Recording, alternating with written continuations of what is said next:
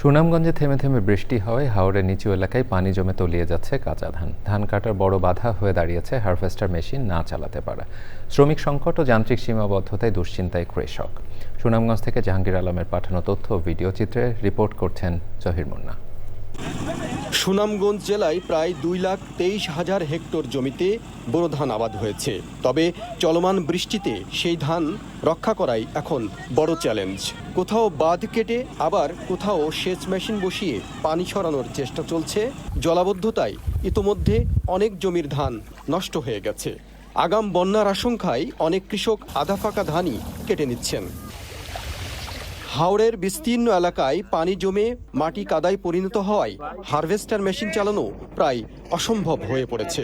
ওখান যে ব্যাখ্যাত হয়েছে তো মেশিনও তো লাভেন না।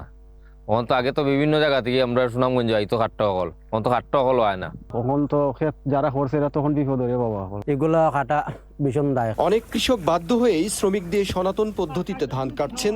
তবে শ্রমিক সংকটও বড় সমস্যা হয়ে দাঁড়িয়েছে। খামলা মিলাই যায় না, খাট্টাও হইতাম না, মেশিনও এলাম তো না। যদিও অনেক সরকারে কোনো আমরা একটা উভয় করেন। কৃষি বিভাগও বলছে পানিতে হারভেস্টার মেশিন চালানো সম্ভব নয়, তাই অন্য এলাকা থেকে শ্রমিক আনার চেষ্টা করা হচ্ছে। সাধারণত 8 থেকে 10 ইঞ্চি পানি থাকলেও হারভেস্টার মেশিন চালানো যাবে। যদি 8 থেকে 10 ইঞ্চি বেশি হয় তাহলে হারভেস্টার মেশিন চালানো যাবে না। তো সেই ক্ষেত্রে আমরা একটা স্বেচ্ছাসেবী গ্রুপ গঠন করা, যাতে তারা ধান কর্তন করতে পারে, এবং পাশাপাশি বিভিন্ন উপজেলা থেকে যারা শ্রমিক আছে তাদের সাথেও আমরা পত্র যোগাযোগ করতেছি।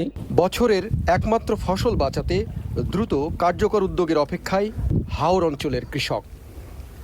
Zahir Munna, channel I. 200-র বেশি সার্ভিস ও ফিচারে লেনদেনের সব বিকাশ অ্যাপে সম্ভব।